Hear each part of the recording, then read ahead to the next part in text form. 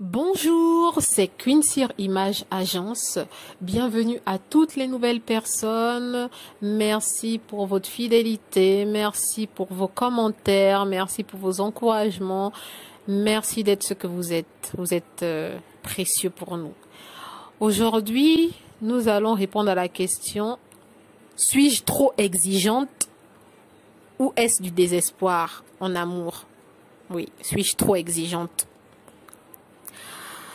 Une personne exigeante est une personne qui a de l'aspiration. C'est quelqu'un qui sait ce qu'elle veut, ce qu'elle ne veut pas. C'est une personne qui marche selon sa volonté. C'est vrai que des fois, l'exigence est synonyme d'autorité, de prétention, mais on devient exigeant à cause des circonstances. C'est pas de notre propre gré. On n'est pas né avec l'exigence. Non, c'est parce qu'on a on a vécu des choses, on a rencontré des personnes qui nous ont transformés et qui nous ont poussés à être exigeants. Par exemple, en amour, à force de collectionner des échecs sentimentaux, on finit par devenir exigeant. Oui, on devient exigeant avec l'âge, avec le temps.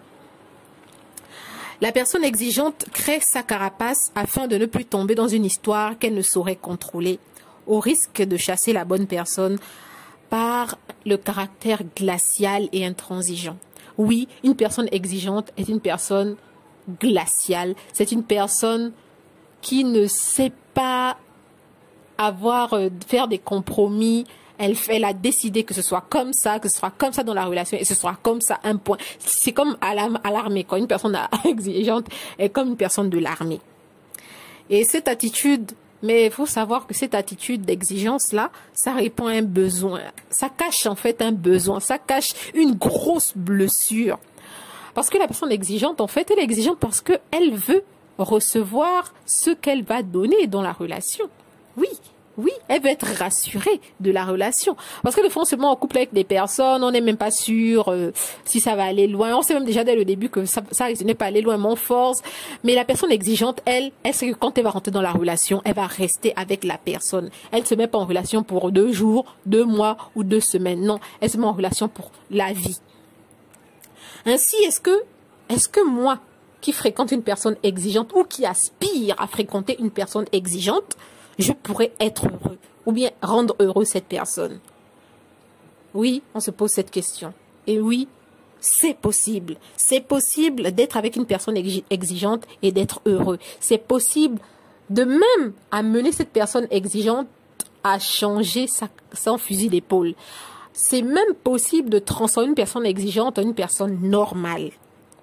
Oui, parce qu'en fait, vu que la personne exigeante recherche l'assurance d'une relation stable, vu que la personne exigeante recherche l'assurance d'être en couple avec la personne jusqu'à la fin de sa vie, forcément, si vous êtes une personne qui apporte cette assurance, qui apporte cette confiance, qui lui redonne confiance en elle, elle va baisser ses armes, elle va faire tomber sa carapace d'exigence et elle va être une personne normale, une personne joyeuse, une personne qu'on apprécie en fait.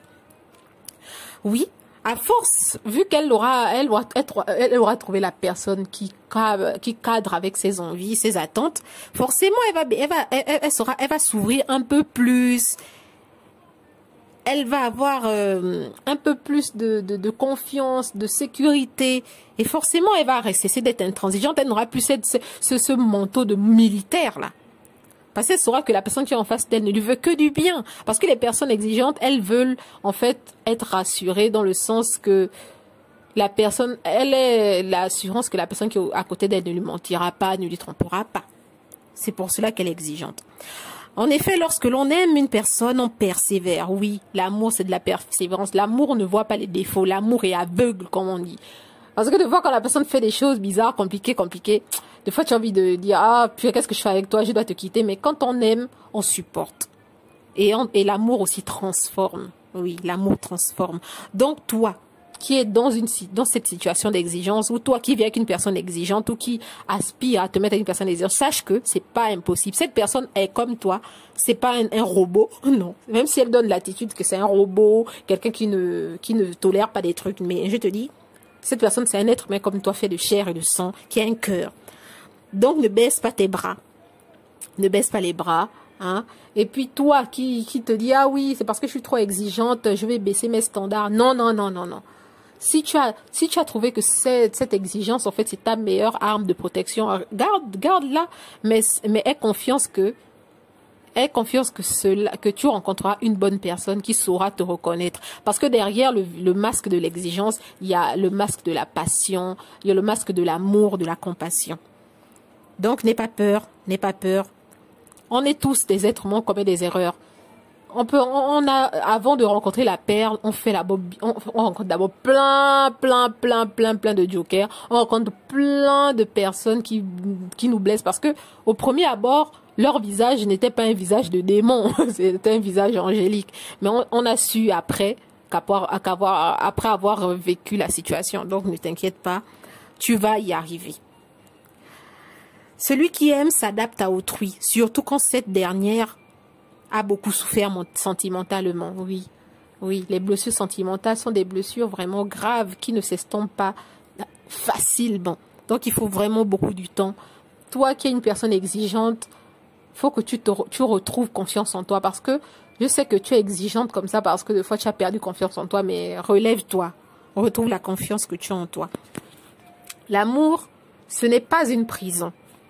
On ne se met pas en couple par désespoir. Non, ne te mets pas en couple parce que ouais, tu es fatigué d'être seul. Non, mets-toi en couple parce que tu dis, tu veux donner de l'amour et tu veux aussi recevoir de l'amour. La relation sentimentale, c'est une relation de donnant-donnant.